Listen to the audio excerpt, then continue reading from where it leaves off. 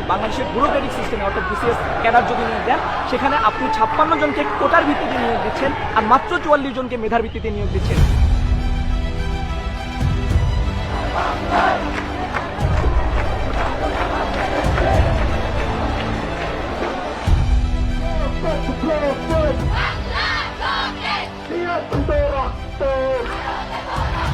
সর্বমোট কোটাটা 56% এসে দাঁড়াচ্ছে, এইটা মোটেও সহনশীল নয়। কোটা সংস্কার আন্দোলন সমন্বয় করছেন ঢাকা বিশ্ববিদ্যালয়ের এই শিক্ষার্থীরা। সারা দেশে আন্দোলনকে সুসংগঠিত করতে প্রাথমিকভাবে 65 সদস্যের একটি সমন্বয় কমিটি গঠন করা হয়।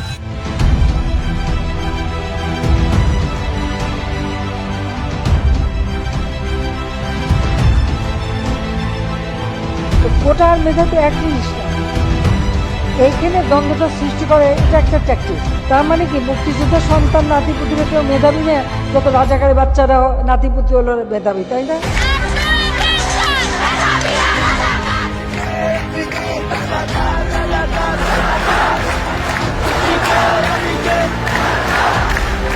ছেলেদের যে হলগুলো রয়েছে বিভিন্ন হলগুলোর সামনে যায়, কারণ তাদের কাছে খবর আসছিল, তারা যেটা জানিয়েছেন যে সে সময় বিভিন্ন হলে শিক্ষার্থীদের আটকে রাখা হচ্ছিল, আন্দোলনে যোগ দিতে দেওয়া হচ্ছিল না। সেই হলগুলো থেকে ছাত্রলীগের নেতাকর্মীরা তারা বের হয়ে কোটা আন্দোলনকারী শিক্ষার্থীদের ধাওয়া করতে শুরু করে এবং সে সময় আমরা যেটি দেখেছি যে কোটা আন্দোলনকারী শিক্ষার্থীদের বেশ কয়েকজনই আহত হয়েছেন।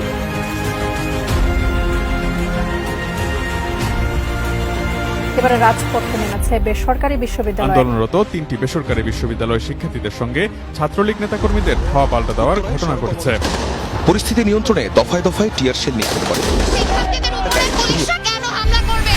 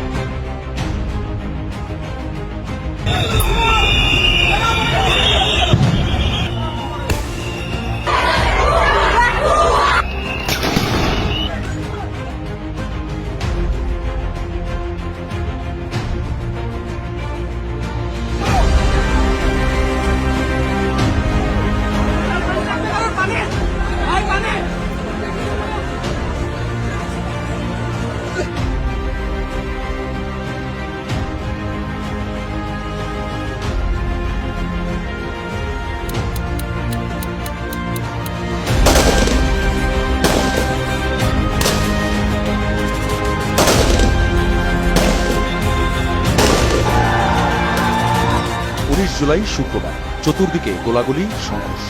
আন্দোলনে থাকা নিরস্ত্র মানুষগুলো গুলিবিদ্ধ হয়ে লুটিয়ে পড়ে একের পর এক। রামপুরা, বনশ্রী, প্রগতি সরণি, যাত্রাবাড়ি, শনিরাখড়া, রায়েরবাগ, মিরপুর, মোহাম্মদপুর, মহাখালী, উত্তরা সবখানেই আন্দোলনকারীদের উপর চলেছে নির্বিচার গুলি। হেলিকপ্টার থেকেও চালানো হয় গুলি।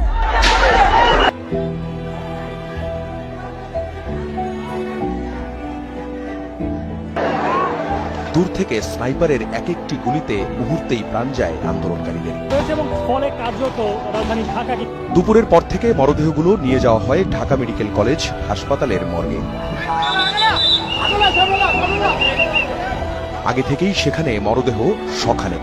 তার উপর প্রতি ঘন্টায় নতুন করে কত যে লাশ গিয়েছে তার হিসেব এখনো করা যায়নি।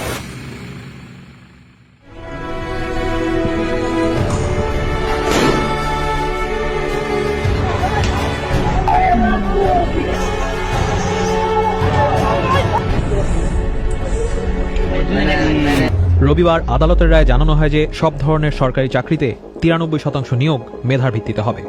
93% মেধার ভিত্তিতে হবে। হয়েছিল রাষ্ট্রীয় কোনো বাহিনী করেছিল আমার কাছে মনে হচ্ছে।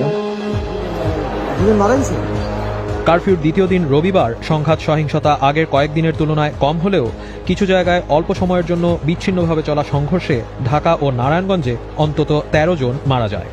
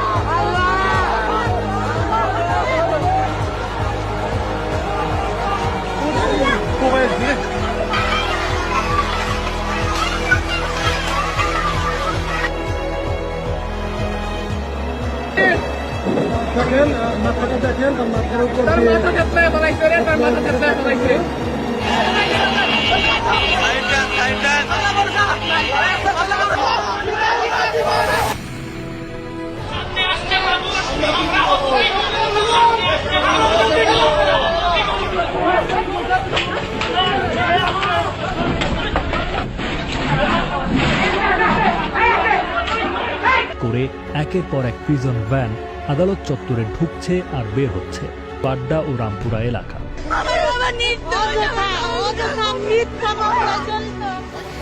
কোটা সংস্কার আন্দোলন ও তার প্রেক্ষিতে উদ্ভূত পরিস্থিতিতে অনেকে অপ্রত্যাশিতভাবে আহত এবং নিহত হয়েছে। রোববার রাতে ডিবি হেফাজতে থাকা অবস্থায় কর্মসূচি প্রত্যাহারের ঘোষণা দিয়েছে বৈষম্য বিরোধী ছাত্র আন্দোলনের সমন্বয়ক নাহিদ ইসলাম। সুষ্ঠু তদন্ত সাপেক্ষে দ্রুত বিচারের দাবি জানাচ্ছি। শিক্ষার্থীদের কর্মসূচিতে থাকবে নির্যাতনের ভয়ঙ্কর দিন রাতগুলোর স্মৃতিচারণ, দেয়াল লিখন, ফেস্টুন তৈরি, ডিজিটাল পোর্ট্রেট তৈরি। দুপুর পর্যন্ত অপেক্ষার পর পরিবারের জিম্মায় ছেড়ে দেয়া হয় ৬ সমন্বয়ককে। আপনাদের সবাইকে ছাড়ছে। আন্দোলনের মধ্যে জামাত শিবিরের রাজনীতি নিষিদ্ধ করে প্রজ্ঞাপন দিয়েছে স্বরাষ্ট্র মন্ত্রণালয়ের জননিরাপত্তা শাখা।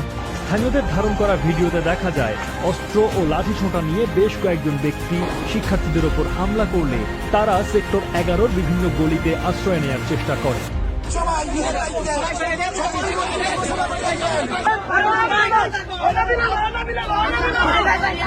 পরে শুরু হয় দ্রোহযাত্রা, যা হাইকোর্টের সামনের সড়ক দিয়ে ঢাকা বিশ্ববিদ্যালয়ের রাজু ভাস্কর্য ঘুরে পৌঁছায় শহীদ মিনার প্রাঙ্গণে।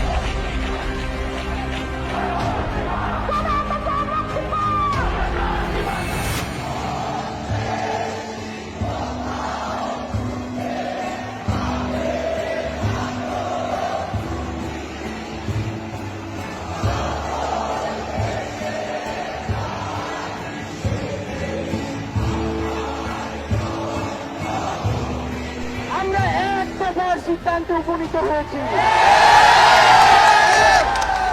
এই সরকার কোনোভাবে আর ১ মিনিট ক্ষমতায় থাকার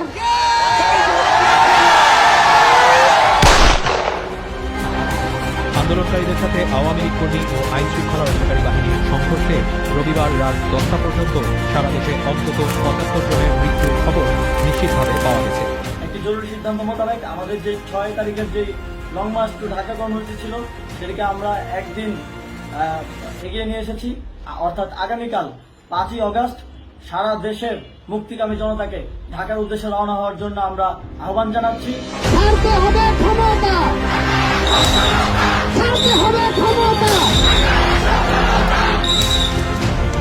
তবে দুপুর গড়িয়ে বিকেল হতেই শেখ হাসিনার পতনের মধ্য দিয়ে এক নতুন বাংলাদেশের দেখা মিলে।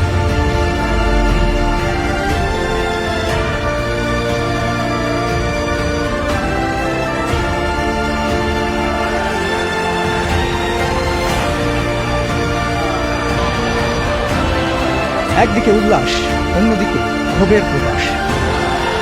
প্রদেশ ত্যাগের পর মানুষের প্রতিক্রিয়া ছিল এরকম।